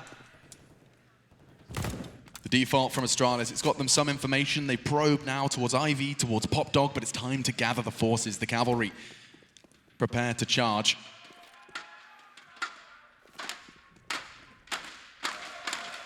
There'll be a 3-man lead towards the Brown Horse. Are they going to go inner? Chris and Rops, that's their responsibility. Glaives going to be throwing out some utility to try and keep them on their toes. It's going to be smoking towards Pop. They still have 2 towards Ivy. They're going to start to force that rotate, keep the CTs busy, and look at the control, look at the fragging. That's monumental. They can even start a wrap here. They're going to get so paranoid. Good Molotov, and Rops with a double. Keeps mousesports, and now it's getting a bit sweaty palms for Astralis. Where's the bomb? Where's the time gone? Claws one back. Glaives, Kerrigan on the outside. Only going to be able to go down. Can't make any impact. 13 seconds. There's so much time to get that bomb down. Astralis, this has gone so wonderfully. Yeah, this is all about the mid-round calls there. They wanted to go for the inside split, but it didn't work out for them initially. Device confirming things here. It's Chris J left in the 3 versus 1. He has got the Org and 100 HP towards Ivy, but for now, he's still had 3 players to find. It looks almost impossible at this point. Nice work towards Glaives. There's a bit of damage there, but Astralis handled that so well. They were patient at the start. They wanted to actually push the CDs back from Ivy. They did so very effectively there. And then, like you mentioned, 3 players positioned towards Brown Halls, ready to go inside. They wanted to split towards the back tracks there, but as soon as Roth got a couple of kills and they found frags towards outside, they recalibrated. They realized, okay, Robson's position is way too strong right now. We can't take him down. It's going to take too many resources here. We're locked out of the bomb site, and it will be down to Device with the creep. That's the key frag towards Kerrigan, and he manages to hold on to it as well. Very good round there from Astralis, but it's not enough to break the bank just yet at mousesports as they bring out the Orb for Watzek. He's got no armor. As we mentioned, not a huge deal on this map as Kerrigan gets up close and personal towards the Pop Dog and the main entrance. It'll be flashed in here, but the looks of things. That's a great grenade as well. Here's the flash. Can they find multiple kills? It will be an equal exchange for now, but Frozen with 2 with the FAMAS. He'll try and fall back, and he will do so. Protected by the AWP of Watzek here. This is looking very good for mousesports. Oh, and another for Watzek. No armor, no issue, and a round for Mouse. Quick and clean. They maintain 4 players. They're going to snatch over a couple of creeks as well. That's 2. And in the right hands, Chris J, Frozen, very comfortable on that weapon. Yeah, there's not many options to go super aggressive on the CT side. It's normally towards that main entrance, though. You can see them posturing outside that position there towards E-Box. Got the smoke down at Pop Dog. There were flames all around. As soon as those flames were dissipating, that's when the flashbang came in. The HE landed solidly to kick things off as well. And as soon as they committed, you got Watzek covering that position, making sure his teammates couldn't be taken down or traded out. So it will be the full eco once again from Astralis. Will it be the same approach, just rushing towards inside? Doesn't look like it, to be honest with you. They are going to have the bomb in that position, but he'll actually be holding towards Ivy. He's looking for the push at the very start of the round. We have got Deagle and Kevlar for Dupree, and Rops, he goes... Where did his health go? Yeah, battle on ramp. He's going to be forced to go as far back as he possibly can, make it as difficult for those Glocks to finish him off, but starting to regroup. The CTs don't have to move a muscle here. This should just be an easy collection. If ever there was a target for the Pistols, though, overwhelming an AWP. Yeah, the problem is that range, fire off a shot, even if it's a miss, he probably doesn't have the challenge again. He'll just fall back to more defensive line, drop that incendiary, doesn't want to be overwhelmed here, that's for sure. But that's fine. Astralis is taking away key bits of utility. At least that's something. That's some money removed out of pockets. The incendiary $600 a piece, so just baiting those out, that's not a problem. We'll see the HE from Kerrigan. That should be pretty effective. We'll see if it lands. Not quite. But once again, more grenades being thrown, no players going down. Going back towards inside now. It's pulling all the strings. You can see Glaives, mouth moving. Trying to get the very most out of this tiny buy. A Desert Eagle. Dupree with a stylish Kevlar vest. A bomb plant would be more than enough. So Magis will be the first to start this charge. They're hoping to keep the CTs entertained outside. Now the bomb's dropping down. Actually, they can't contest it. Perfect. Glaives gets what he wanted, pulls all the nades, gets the bomb down. It will, however, be another step closer for mousesports. Yeah, it is a bit weird to say in a round where you get 0 kills is actually one of the best outcomes you could have hoped for there. He took all the grenades. They only leave the round with really flashbangs here. They get the bomb planted, and their money was actually pretty good going into this round. It was quite a conservative approach considering they have a relatively decent lead here at 11-9, but it is going to be 4-1 overall at half now. So the AWP available on both sides. Watzek carrying his over. I'm sure Device will bring his out right here, right now. This is where the second half really begins, and we'll take a tactical timeout on the mousesports side. They've only got 1 remaining after this, so we want to make sure they actually are ready for what Astralis will be bringing to that gun round. Remember, in the first half, they didn't look like themselves. It looked like they were a little bit intimidated by their opposition, who they haven't played before. Yeah, I mean, this is unfamiliar territory for them. Unfamiliar territory, admittedly, for everyone. Zonic and Raging making the most of those last few seconds of the timeout. There's just 1 remaining, as you said, 3 for Astralis, should they be faced with adversity.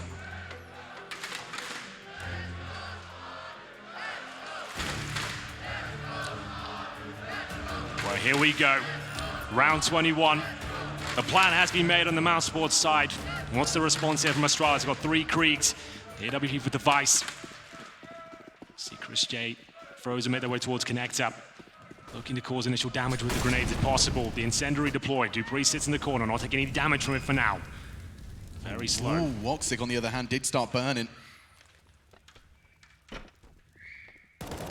1 lick of the flame, sound cute for Astralis to work off.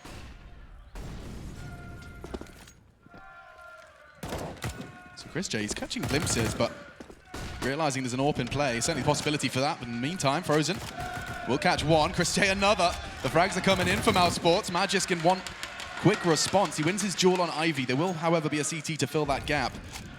Kerrigan, that's going to make that his responsibility. The bomb is in no one's grasp at this point. Looks like it'll be down to Magisk because his teammates, they're going to go for a walk. No early contest here. Yeah, they had to pull out all the stops here on train. Robso at range, decent damage towards Glaives, gets the dink through, the incendiary to follow up as well. That makes things uncomfortable, but he's caught out. At least they have inside control now. Back to a 3 versus 3, allows Glaives to actually get up close and personal here, but low HP will elude him as Kerrigan finds the shot. Advantage towards mousesports, the bomb will be planted, and there's a flank coming in from Frozen here. Yeah, he's done this before, he can do it again. Zipex, however, perfect hold. Won't win the duel. Chris J taking a step closer to that defusal. The flank now arriving, and Magisk, he's not ready for it. Frozen, a perfect collection. And so around goes the way of Mouse. That was Astralis with a full buy as well, giving them a taste of their own medicine. Yeah, absolutely. Didn't really see much from Astralis there. Very slow default. Didn't find any initial picks there. The mousesports just getting frag after frag. Left in a 5 versus 3. Had to explore their options towards inside. It was actually the best possible approach they could have taken. It was only Rops alone towards that area of the M4 at the back, but he's playing a very defensive game there. Allowed them in. He gets 1 kill, but overall Astralis with the plan and the loss bonus on their side at this stage. They will be able to buy once again, but it will be hamstrung. They're only averaging around $4,000 per player. This is how it all kicked off with Frozen towards Dupree, trying to crack out of the main entrance there. Not going to work out for him at all. And that was the kill that really decided the round. Zipex looked like he had the advantage there, but not really landing the shots at all. Watzek, he does definitely wear his heart on his sleeve. You know when he's winning and you know when he's losing, without a single word spoken. Early exchange of utility, and out they go. Wow, okay. What's the Q1 flashbang into the brawl? And Kerrigan has been neutralized. Drawing 1 back, Frozen around the smoke, he has a chance. Glaives, Dupree, they're starting to find ways into this site all over. Only 2 remain with so much time still on the clock. Really nice play from Astralis there. There's changing the pace up completely. That's the execution off the bat. All the smoke's down. It completely nullifies the efforts of Watzek there, allowing them to focus on the close-range rifle players. Still a chance of Watzek alive. We've seen him do some ridiculous things in this tournament so far. In the 4 versus 2, with a minute remaining, of course, Astralis, they'll put the brakes on. Zipex anticipating this push from Rob towards Pop Dog here. Seeing if they can get any sort of intel whatsoever. Actually, Watzek repositioning. Going back towards CT spawn. Does it go towards connector or hold towards inside? I guess it would have to be the former, considering Robs' position. Into connector he goes, but Device about to plant. Yeah, they've held this for so long, and you can see how methodical they're going to be about it. Smoke towards the Ivy side. Watzek won't be able to find that wallbang. Now the fights come to him. What a shot! Anything else where that came from? Rops, he's been standing this ground. He's hoping that Zipex gets a little curious. Watzek the backtracks, completely divided. Dupree just around the corner. Won't be able to find a frag. Watzek's gone. And so is this round. mousesports, their hope dwindling as Roth still yet to touch his keyboard. Roth will be sat there about the pod dog. He has been very patient. He's been sat there for about 40 seconds now. Astralis, very methodical in their approach, making sure that no mistakes were made. The bomb got planted successfully. They found out exactly where Voxer was, took him down, bomb planted, no problem at all. And Rob's, they'll have to sit back and wait. The money is very strong on the mousesports side, however, so he'll still have 4,500. Chris J knocking on the door 10,000. Same story for Frozen as well, so won't be a problem in that regard as we go 12 to 10 here. Round 23 coming up. And only one tactical timeout left for mousesports here. But they're still doing a very good job in the second half. It's currently 5-2 in their favor after winning the pistol. And do they transition to the double orb setup now? Chris J, he does confirm it, so that will be coming through. Very viable on the CT side of this map. And what's the positioning now? Voxer will go towards the lower ramp with the sniper. Looking to get up close and personal, see if we can get the opening frag. Normally towards Zipex in that spot, but Device is heading in that direction as well. And it's going to be Watzek so fast. Takes him down with a headshot there, drops the smoke, buys some time, and that's going to be an early lead. Astralis forced to scramble for a moment. Zipex will continue his advance, though, maintaining control of Brown Halls. They do not concede. It's just going to be Watzek playing solo on that side. And speaking of solo, Magic's got a mission elsewhere. We saw Chris J's reaction to Magic's utility, and they do look like they're about to test Watzek. Glaives walking down that lower ramp once again, and he'll be punished for that. It's a strange approach so far from Astralis, trying to get down there with no utility whatsoever after Vox has already shown himself towards that lower ramp position. Doesn't work out for them, and rightly so. 1 minute remaining, 5 versus 2. These gun rounds have been a little bit underwhelming on both sides so far. Yeah, it feels that way. Another 50-second 2 versus 4-5 this time. Yet to lose a man, and very little for Astralis to do here. They are not being pincered. There is still the freedom to go and flow wherever they desire. There will be a flash and a peek likely. Jumping down that ramp is Magisk, and Chris J just going to be jiggling enough not to take the first bullet. Watzek pulls the trigger again. A third for the sniper of mousesports. Perfect map for it, and 4. How many clean sweeps are we going to see in this matchup so yeah, far? It's so peculiar. A lot of the rounds that are given away, this doesn't even seem to be competitive at times, but it's a very strong hold there from mousesports. Using the AWP to great effect. The main battle was against Device and Voxer. We said that was going to start heating up, but Voxer seems like he's the sharper player right now. So quick, ready for this one, looking towards that upper ramp position, and actually takes the snap on towards Device's head. And this was the strange moment for me. Like, where are the flashes? Where are the smokes? So just walking down the lower ramp again. And of course, in a double orb setup, you're almost feeding them frags. And there'll have to be another eco here. Every single one of those deaths, you can see, completely unscathed, perfect vision, and he profits from it. So, Astralis, these are the rounds they tend to do some crazy things with, just those Desert Eagles, P250s, and there we go! Astralis, they're just doing what they do best. That's a bit more like it. We'll see them actually just nail those Deagle headshots. Dupree known to have one of the best pistols in the game, and Robs, he'll be left alone. 9 and sinker, perfect. The bait on the ladder, a stylish way to draw the last player in. They pull a rifle, an AWP. It's always with the little guns. It's such a good point. It was happening for mousesports as well. The gun rounds just fell completely flat. As soon as they get the pistols out, they get a little bit looser, a bit more confidence, realizing there's not too much on the line. Out they go, absolutely nail the Desert Eagle headshots. And it's the same story for Astralis there. Dupree absolutely rails them with just a pistol there. Back and forth we go. It's going to be 13-11 now as we enter round 25. Money still available for mousesports, of course. They'll continue to buy up into this one, but they'll take another tactical timeout. We'll see what can be done. We haven't seen consecutive rounds from Astralis on their T side. 3 so far, but distributed rather haywire. So this is Magisk's frag, and then Dupree quickly piped up himself with a long-range frag. God, that's neat and tidy. They read it well. They actually played it correctly, mousesports. They didn't get close range at that point. They managed to have the snipers at the back, the rifles on the bomb train, but of course, Astralis, they'll take care of that, no problem whatsoever. Round 25 now. This is a very important one. If Astralis take this round, I dare say they'll have the map. It'll be 4-11 in their favor. The money will just be completely eradicated on the CT side. Now, what is the play?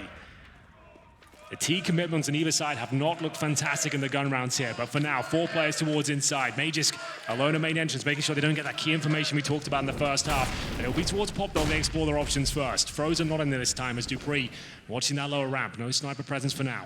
Chris J playing anti-flash, but this is going to be coming in dry first for him, and a second as well. Finally silenced, but damage inflicted. Bombs loose as well. The rotate can come in. Aggressive push from Glaives, or from behind he strikes. And through the smoke. Chance perhaps. He hears the sound cues. Device is going to be responsible for the plant. Glaives and Magisk in support. Oh, Glaives, he can do so much damage, and Kerrigan's not ready for it. Gets first, and another. It's all Glaives. He's on for the ace. 4 kills. As Astralis, you said just how important this round was, Henry. Glaives clearly cognizant of it and becomes the hero. Watzek. Well, this is very important. He needs to save the sniper rifle at this point because they don't actually have anything at all in terms of loss bonus. So there won't be much cash coming through. There'll be 14-11 down. Is the hunt coming through? Oh, it's a new version there. And we'll see the bomb going off. Watzek to survive. But another inside take here. Walking down that lower ramp once again. You can see this is probably designed for mousesports. No, they don't actually have a firm grasp of the lower ramp. They play a defensive hold, walk down there, and as soon as they got the trade, that's when Glaives, he could punish. He managed to get his way down towards connector. He saw the opportunity. New player was on the bomb side itself. He managed to get him in the back. It was Chris J, who looked like he had shut the round down, but this is the moment when Glaives starts pushing down towards the connector position. He gets Kerrigan in front of him. They're not even looking for him at this stage. They manage to get the double kill. That's really fantastic work. And they're going to take an eco off this one. For map point as well, USPs and the AWP. It'll have to be up to Voxer to get multiple kills here. It's possible he can make this work, but Astralis are aware that he's got the sniper rifle in hand. And already, or are they? Device pantsed. And Watzek draws blood. Quickly relocating as well towards the inner site, trying to get the most out of the only real weapon in this round. Chris J, he bought himself a Kevlar vest in case the orb could be retrieved. And actually in the smoke, Chris J catches Glaives completely. Now he's got a weapon to pair nicely with that armor. Well, this is all starting to fall apart at the seams here. The initial kill from Watzek. Understandable, but Glaives fully committing by himself towards outside. He just gives a rifle away for free there. No trade potential, no way of answering back. And Kerrigan, he's got behind them. This, it could be everything. We'll see whether he can find the frag. Zipex will pull one back. Kerrigan now with the AK-47. They're not looking for it. The bomb goes down. It's in his grasp now. And it's going to be a 4 versus 1. They entered the round with just USPs and the orb. And Aegis left in a 3 versus 1 now. No health, but he has got time. Beautiful stuff from mousesports. You have to accept you're going into what would have been match point for Astralis with just pistols. It was just set there on a silver plate, but Watzek's the one to flip the table. 2 kills and likely a third. Magisk creeping and crawling. He will eventually walk into the line of the AWPer. Spotted, not quite caught. Forces drops off, and it is Watzek to confirm it.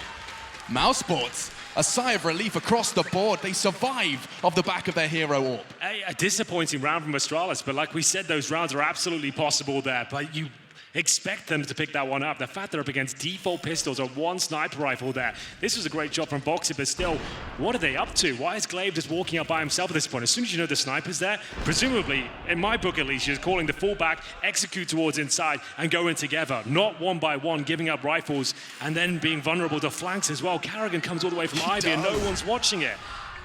Very, very strange game of CS, this one. It really, it's got a scratch in our heads. Okay. Into round 27 of our first, and Dupree will be taking a duel. He's not ready for Frozen though, swings out from Pop. Pressure in response, his Molotov, he's gonna get ahead of it, and another frag. 2 quick succession from Frozen. Zipex will relieve a lot of pressure, and B-side's completely exposed at this point.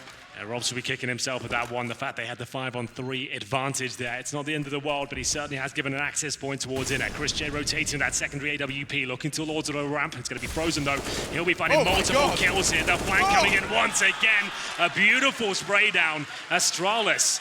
They're not looking their usual selves at this point. mousesports is absolutely ravishing in that round, and it's going to have to be the eco now. It's going to surely go 14-14. What is going on today, Frozen? Let's see it again. First of all, just supporting his teammate, then deals with the additional pressure of Pop, gets himself another. And from behind, he gets the timing so nicely. Device was not ready for that, and then the 2 in tow. Look at the precision, the spray onto just the tippy top of Zipex. Yeah, they've been caught out all over the place here.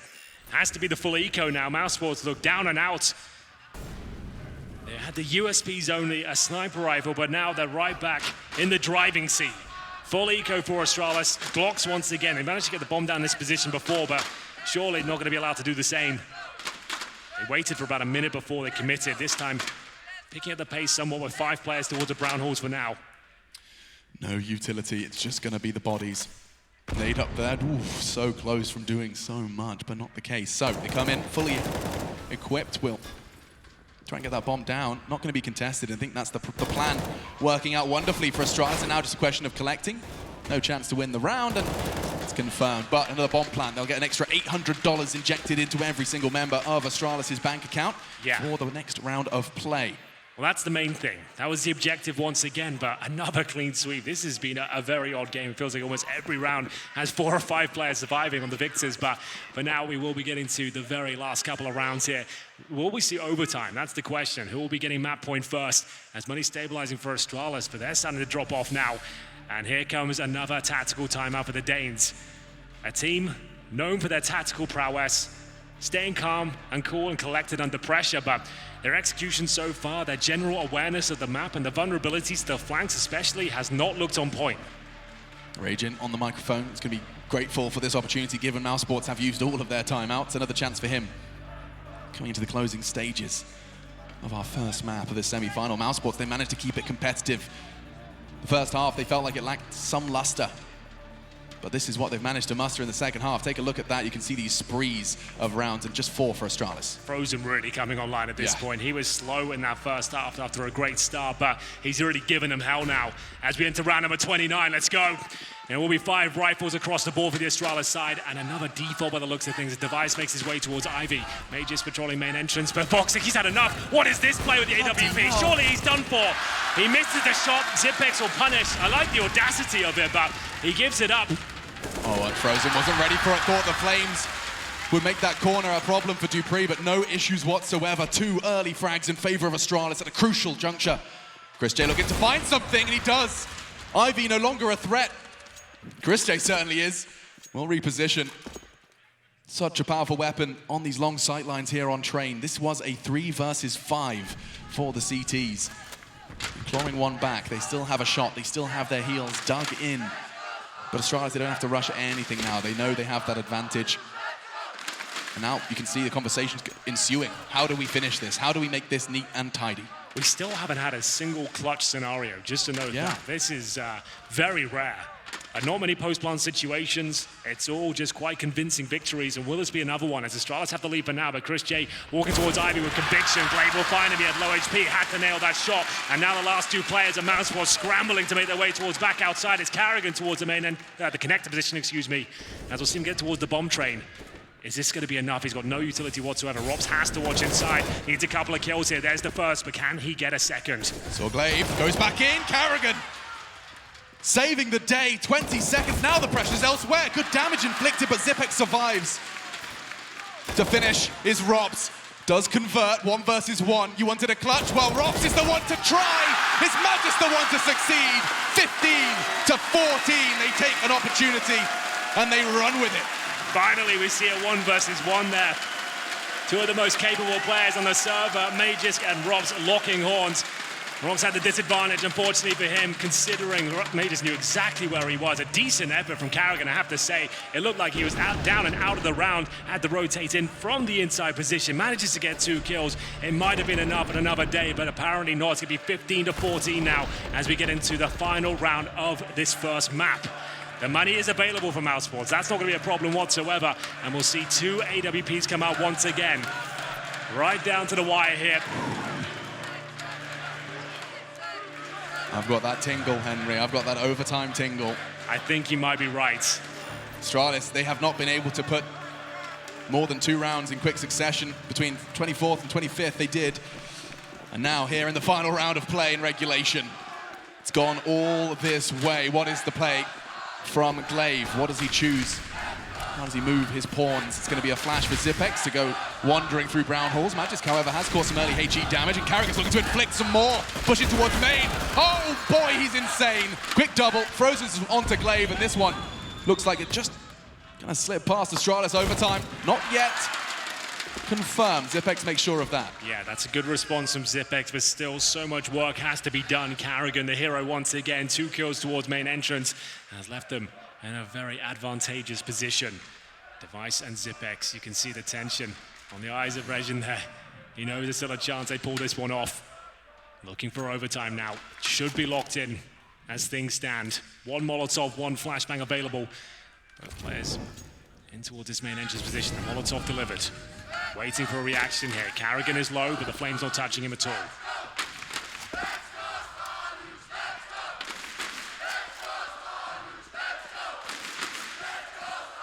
Those 2 kills from Kerrigan have really taken its toll. Warning shots, pulling out the additional utility, still a Molotov and a smoke. Once they piece together where these 2 Ts are coming from. Actually, it does look like Kerrigan's going to go on a bit of a mission to clear this out. This is smart. I like this. Helps his teammates put their attention in the right place. And that's the first shot. Watzek, perfect. It looks like overtime's confirmed, ladies and gentlemen.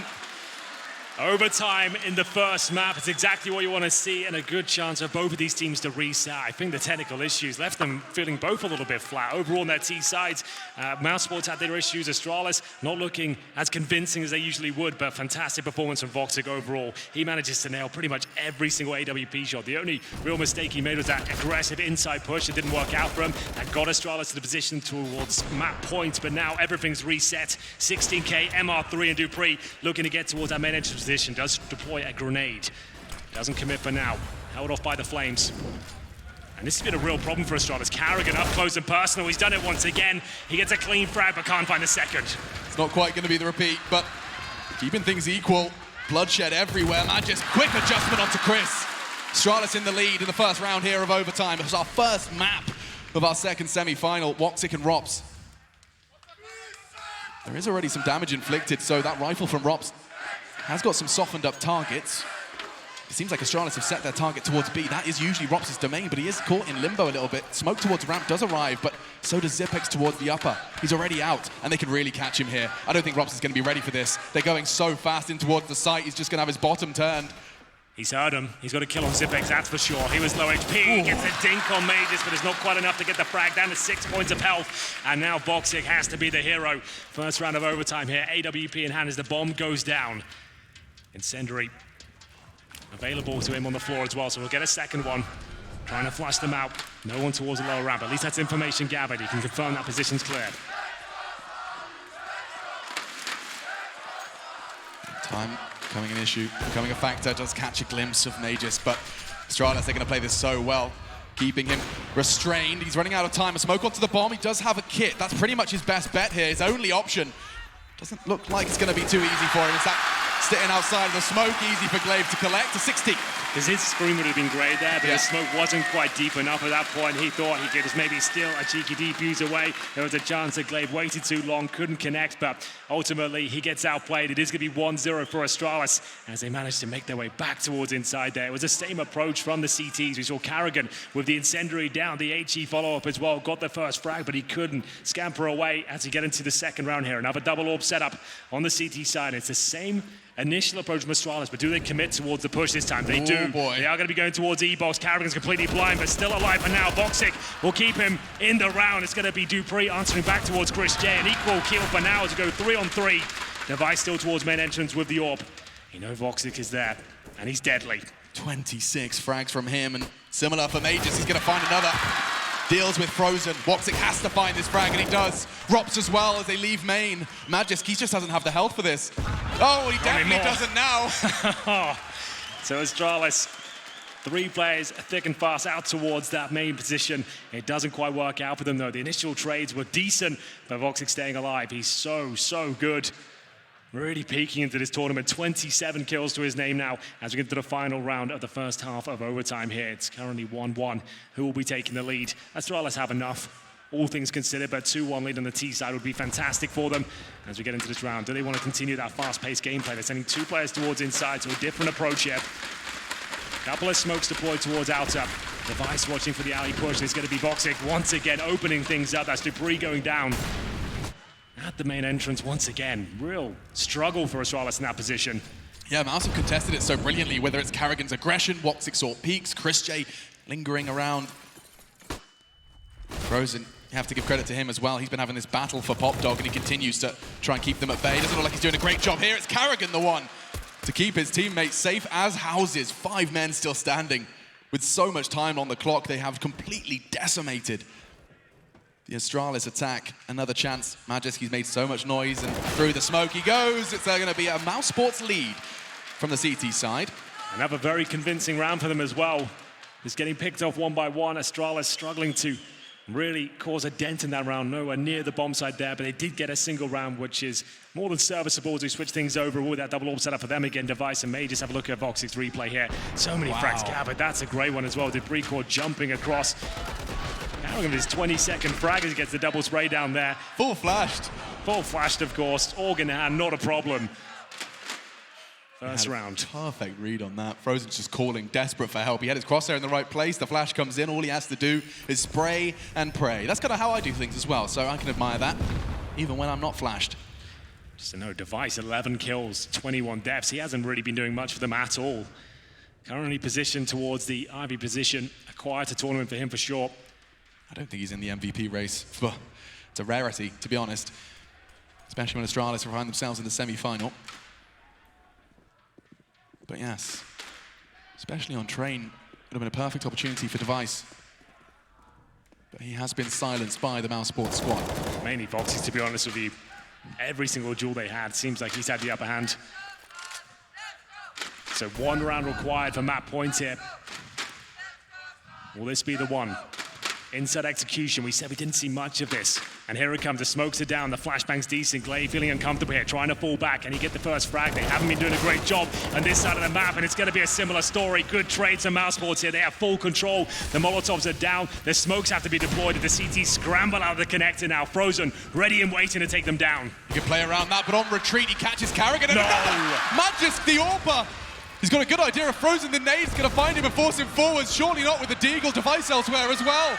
Astralis, a perfect retake, but Frozen can destabilize. The first found, he's so low though. Does manage to reposition, they're closing in on that bomb. He doesn't have a Molotov, he won't be able to touch it. Does stop another. Device yet to start the defuse, he can't quite find it in the smoke. Now he's on it, there's nothing Frozen can do. Oh, I don't know, it could be, okay. Well, the defuse came in the end. He did his absolute best because Device actually struggling to find the bomb. It was actually on top once again. We saw a similar story with EG playing yesterday. But the defuse came in, you're right, Frozen had no chance there. What a brilliant sequence that was from Aegis. The AWP had to hit 2 shots, and he's carrying Astralis at this point. With the AWP, no less. I mean, I feel like close to half of his frags have been with the weapon. That's not something I'd expect to see. He's dropping the 30 bomb, the dirty 30 here in the first overtime.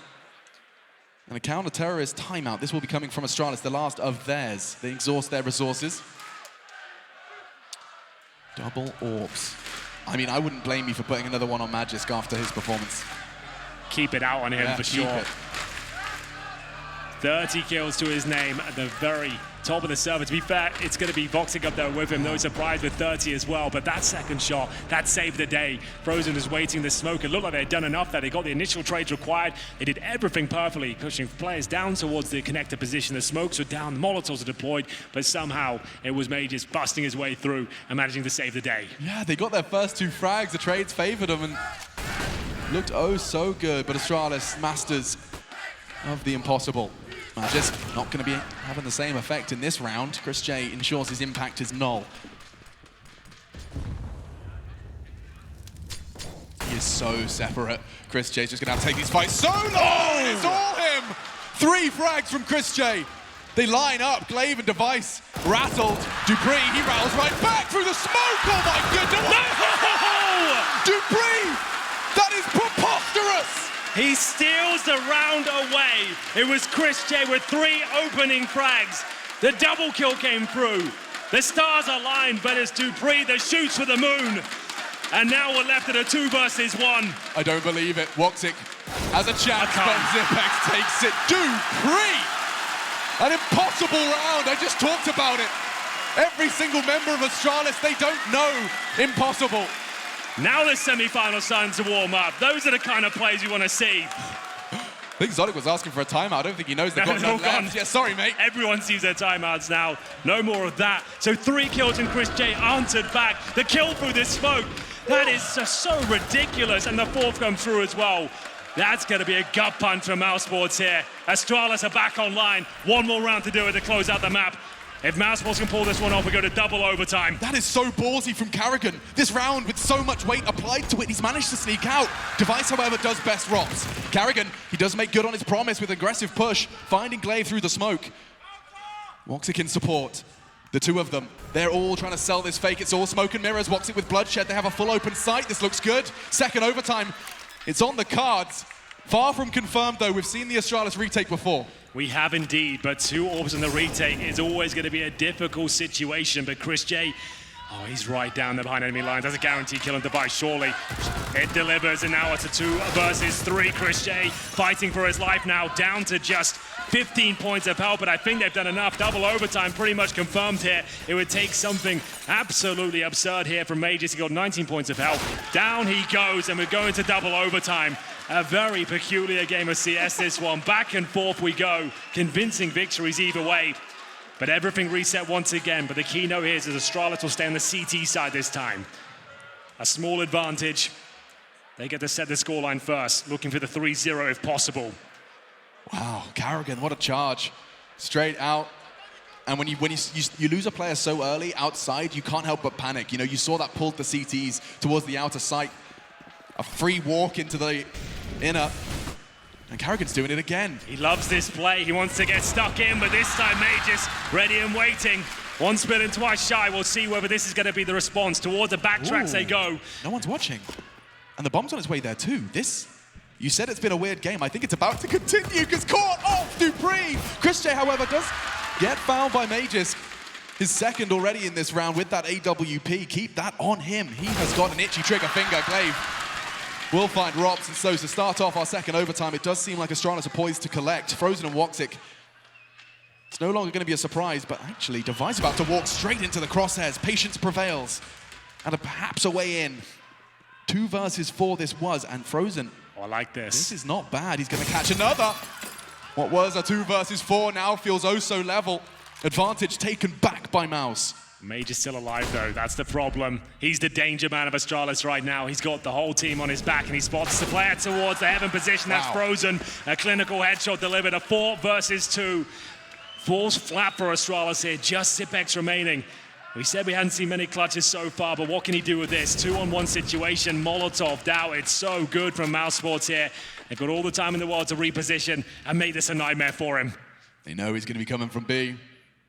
Molotov towards the pop dog position, but now he continues his advance. This is such a hard site to retake, but Zipex, if anyone could do it, would be him.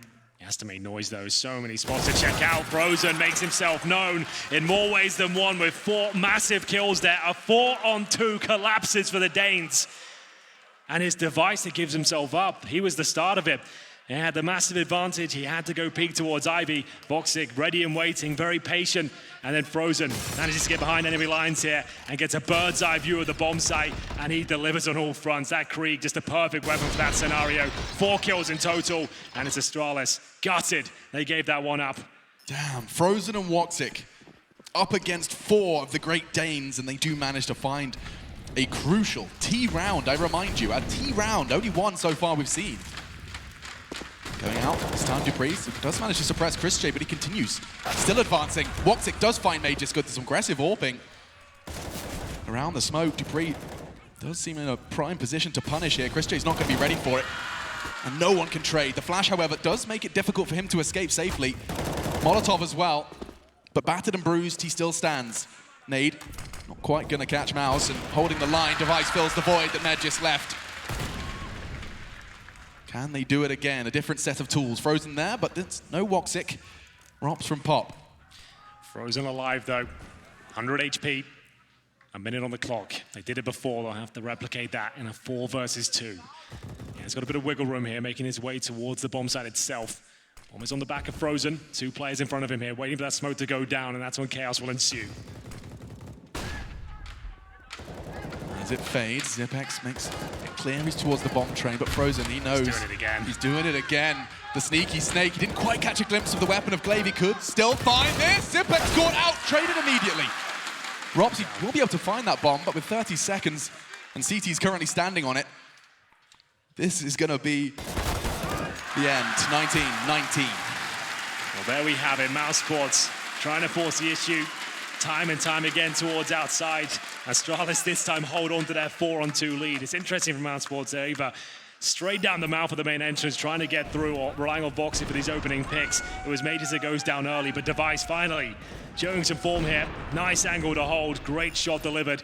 Incendiary to follow up as well to enable him to retreat. And it's a double up set up on the T side for mousesports here.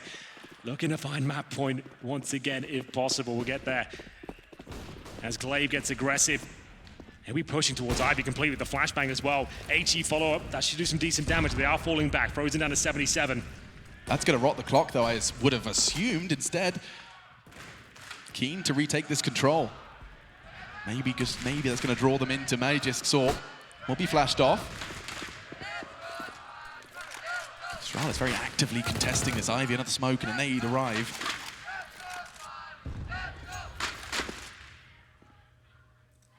So they'll leave Frozen to his own devices. Yeah, it's all slowed down for now. They still have the majority of the utility. 4 smokes there, flashbangs, molotovs as well. It's Glaive behind the server, a very difficult position to hold when no one's there to back you up. He'll plate off the flashbang thrown. Can he get out of there? He absolutely cannot. It's Kerrigan. Catches his heels as he jumps away there. Nice approach from Glaive and Dupree. Continuing to look strong here with the M4. He's got control of main, but I think that Watzek is waiting for him. Indeed he is. And it's absolute chaos here. Kerrigan down the back lines once again. They've got the advantage. 3-on-2 Magisk with the AWP and Zipex having to hold inside. They have no information as to where the bomb is positioned. Device caught out again. Is it really going to cost Astralis? Disadvantage now for them. They had it for the majority of this round, the final round of their defensive half here in our second overtime.